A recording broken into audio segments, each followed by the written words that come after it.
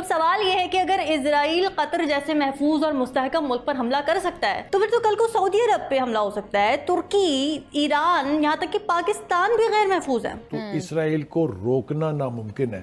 رکو ذرا، صبر کرو۔ اس حملے میں جو قطر میں کیا گیا، بتایا جا رہا ہے کہ 6 افراد اس میں ہلاک ہوئے، جن میں وہ شخصیات شامل نہیں تھیں جو لیڈ کر رہی تھیں ان مذاکرات کو، اور ان میں ٹاپ لیڈرشپ آف حماس تھی۔ حماس کی جانب سے یہ بتایا گیا ہے کہ ان کے جو لیڈرز ہیں وہ اس حملے میں بچ گئے۔ تو سمجھا؟ ہاں۔ تو سیٹھی صاحب، سوال یہ اٹھتا ہے کہ واقعی اسرائیل کے ٹارگٹ وہی شخصیات تھیں جن کا نام لیا جا رہا ہے خلیل الحیہ؟ اگر وہی ٹارگٹ تھے تو وہ بچ کیسے گئے؟ ہمارے یار کیسے کیسے لوگ رہتے ہیں یار یہاں پر۔ ہاں، خلیل اور ساتھ خالد مشال اور باقی ان کے ساتھی۔ اب سوال یہ ہے کہ کیسے بچ گئے۔ آج میں انٹرنیشنل کامنٹری سن رہا تھا تو ایک بڑی انٹرسٹنگ اس میں خبر ملی، وہ یہ کہ حماس، حزب اللہ وغیرہ، یہ انہیں احساس ہے کہ دے آر ٹارگٹس، اور آپ نے دیکھا کہ پہلے بھی ایران کے اندر کس طریقے سے انہوں نے ایران کی لیڈرشپ جو تھی، ملٹری لیڈرشپ اور ریولوشنری گارڈز کی لیڈرشپ، اس کو ایلیمینیٹ کیسے کیا، اور ویسے بھی جب یہ ٹارگیٹڈ کلنگز کرتے ہیں تو کیسے کرتے ہیں۔ یہ لیڈرشپ کو بھی انہوں نے اپنے ایک اسٹینڈرڈ آپریٹنگ پروسیجرز بنائے ہوئے ہیں۔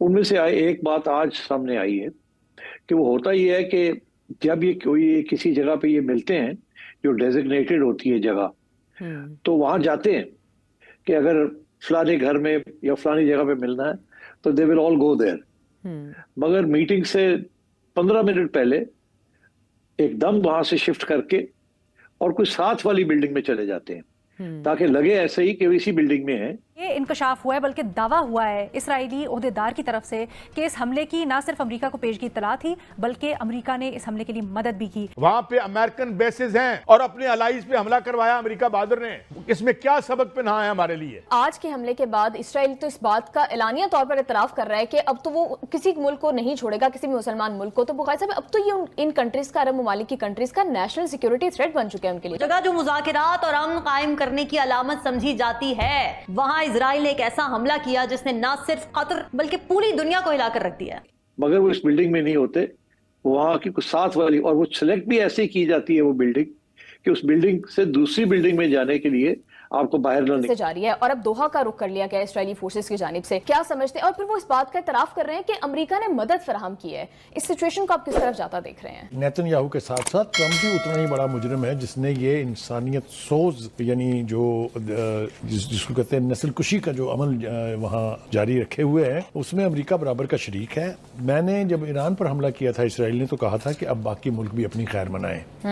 یہ جو عرب ممالک ہیں، ان کی قسم پرسی پر مجھے ترس بھی آتا ہے، غصہ بھی آتا ہے، اس لیے کہ تمام تر وسائل ہونے کے باوجود، تمام تر ملٹری ایکوپمنٹ ہونے کے باوجود ان میں اتنی سخت نہیں ہے کہ امریکہ، اسرائیل جیسی چھوٹی سی ریاست جو اتنی سی جس کی اوقات ہے ٹوٹل، اس کے خلاف کوئی اقدام کر سکیں۔ وہ دوسری بات ہے کہ اسرائیل کا دیدہ اتنا کھل گیا ہے کہ 6 مہینے میں اس نے 6 ممالک کے خلاف جارحیت کی ہے، حملے کیے ہیں ان کے اوپر۔ تو یہ تو کھلی انٹرنیشنل جارحیت ہے۔ اس کے اوپر اگر سارے اپنے اپنے گھٹنوں میں منہ دے کے بیٹھے رہیں گے تو میں آپ کو پھر دعوے سے کہہ رہا ہوں، گریٹر اسرائیل اور نو گریٹر اسرائیل، یہ اسرائیل ان سب کو ناکوں چنے چبوا کے رکھے گا، کیونکہ اسرائیل ایک وہ رستا ہوا ناسور ہے جس نے اس خطے کے تمام ممالک کو کسی نہ کسی طریقے سے یعنی نقصان پہنچایا ہوا ہے اور وہاں جارحیت کی ہوئی ہے۔ ہمیں افسوس ہے، ایک بات تو یہ ہے کہ میں فوری رد عمل کے طور پر یہ سمجھتا ہوں کہ مسلمان ملکوں کو ابراہیم اکارڈ جو ہے اس کو ختم کر دینا چاہیے۔ بالکل،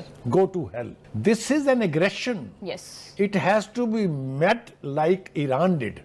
Yes. کال مسلمان ملک کے اوپر ہوا ہے اس کی ایئر سپیس میں، تو یہاں سے آپ اندازہ لگا لیں کہ امہ کا اس ٹائم کیا حال ہے۔ اور پاکستانی جرنیل یہ بھانپ گئے ہیں کہ اسرائیل از انیویٹیبل، وہ یہ بھانپ گئے ہیں کہ ہم نے اب جھکنا ہے، سجدہ کرنا ہے تو ہم چلیں گے ورنہ ہماری بدماشیاں ختم ہو جائیں گی، اور اسی لیے یہ اس طرف بھاگم بھاگ جا رہے ہیں۔ یہ راستہ انہوں نے چن لیا ہے۔ ابھی تک کی صورتحال تو یہ ہے کہ قطر کے فیس پہ ایک ایگ پڑا ہوا ہے، کیونکہ ایران کی ایئر سپیس وائلیٹ کی تھی نا اسرائیل نے، ایران نے بڑا تگڑا جواب دیا تھا اسرائیل کو۔ اب قطر کی ایئر سپیس وائلیٹ ہوئی ہے، قطر کے اوپر کوئی سینکشنز نہیں है, कतर को तेल गैस बेचने की पाबंदी नहीं है, कतर के पास माल की भी कमी नहीं है, हथियारों की भी कमी नहीं है। इसके बावजूद कतर की तरफ से कोई जवाब दिए जाने की कोई ना इतला है, ना खबर है, ना उनका इरादा है, बल्कि ट्रंप ने उल्टा कह दिया है कि यहाँ से हमें अमन हासिल करने का मौका मिलेगा। तो फिलहाल तो मैं इतना ही कहूंगा कि इन तिलों में तेल नहीं है। अरब ममालिक मुकम्मल तौर पे लेट चुके हैं, अब इब्राहिमी मुआहदा होना ही होना है और इसराइल अपनी टांग ऊपर रख के मनवाएगा। यहाँ पे रोजाना उधार खाए बैठे होते हैं कि पाकिस्तान तो इसराइल के साथ सौदा कर रहा है, पाकिस्तान तो तस्लीम कर रहा है।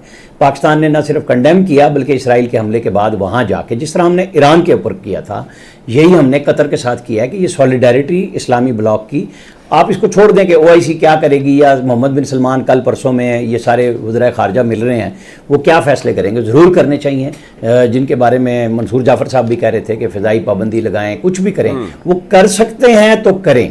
लेकिन पाकिस्तान के स्पेसिफिक बात यह है कि पाकिस्तान की अल्हम्दुलिल्लाह जो हम जंग जीते हैं उसके बाद पहले ही पाकिस्तान के ऊपर बहुत सारे ममालिक का ट्रस्ट, इस्लामी ममालिक की मैं बात कर रहा हूँ, था और वो और बढ़ गया। एटमी कुव्वत के हवाले से भी था, फिर ये जो जंग हुई एक तासुर हमारे यहाँ भी तो था ना, गंद पड़ा हुआ था कि जी मोदी के साथ मिल गए हैं, पेट्रोल ख़त्म है, ये तो लड़ ही नहीं सकते। यहाँ पर भी वही फनकार थे ना जो इंटरनेशनली भी ऑपरेट करते हैं, तो हमने तासुर भी तबाह बर्बाद किया और इंडिया का मामला भी सेट कर दिया कि क्या है। उससे हम आपको बताऊं, ये जो इसराइल की टेक्नोलॉजी यहाँ यूज़ हुई हमारे पास पाकिस्तान के अंदर, उन्होंने ड्रोन में डाले, हमने उनके पायलट्स देखे, वीडियो में वो मौजूद थे, वो पूरी तरह इस जंग में इसराइल इन्वॉल्व था। हजीमत का सामना इंडिया को नहीं इसराइल को भी करना पड़ा है। जैसे वो बात होती है ना कि जी राफेल जो गिराया तो वो फ्रांस का अकेले का नहीं था, फिर रशिया अकेला नहीं था, इसमें इसराइल और हमने उनकी बहुत सारी टेक्नोलॉजी जो ड्रोन की थी, हमने बिल्कुल साइबर अटैक से वो बेहतरीन अंदाज में मुकम्मल भी उतारे और ज़ाहिर रिवर्स इंजीनियरिंग भी हो चुकी होती है और चीज़ें क्लियर हो जाती हैं। अमेरिका का हमारे साथ कोई गुफ्तगू नहीं हो रही, मुकाबले पे बात नहीं हो रही। अमेरिका ने अपना बंदा पिट्ठू रखा हुआ है ना आगे इसराइल कि जी ठोक दो। जितने बड़े मुआहदे गिफ्ट्स आपने सारे जिक्र कर दिए, वहाँ तैयारों की इतनी गुंजाइश नहीं है जितने उन्होंने तैयारे खरीदे हुए हैं। इतने सैटेलाइट उनको ज़रूरत नहीं है, इतने उनको आप रेडार कहें कि कतर को ज़रूरत नहीं है, लेकिन उन्होंने अंबार लगा दिया। हाँ, कतर के अमीर को आप एक क्रेडिट देंगे, जब सऊदी अरब से लड़ाई हुई तो ये नहीं हुआ कि वो कोई घुटने टेक के बैठ गया, उसने पूरे अपने आवाम के लिए पूरी दुनिया से फूड सिक्योरिटी के हवाले से इकट्ठा कर लिया, चाहे दुनिया से कहीं किस तरह भी महंगा लाया, वो पैसे कमा रहे हैं। ये सिर्फ एक फौजी कार्रवाई नहीं थी बल्कि आलमी कवानीन, रियासती खुदमुख्तारी और सिफारती इक़दार के मुंह पर एक तमाचा थी। इजराइल ने कतर में हमला करके इस सिफारती मेज को ही उलट दिया है, यानी ये कह दिया है कि जी हम डिप्लोमेसी में बिलीव ही नहीं करते, हम बातचीत में, मुज़ाकरात में बिलीव ही नहीं करते। तो ये हमला खित्ते के दूसरे ममालिक के लिए भी खुला पैगाम है, एक थ्रेट है कि अगर आप फलस्तीन की हिमायत करेंगे तो आप भी निशाने पर आ सकते हैं। तो अगर आज कतर जैसे मुल्क पर ये हमला नजरअंदाज कर दिया गया तो कल को खित्ते का कोई और मुल्क इसकी जद में होगा। ये सवाल अब आलमी बरादरी के सामने खड़ा है कि क्या दुनिया इजराइल को मजीद छूट देती रहेगी।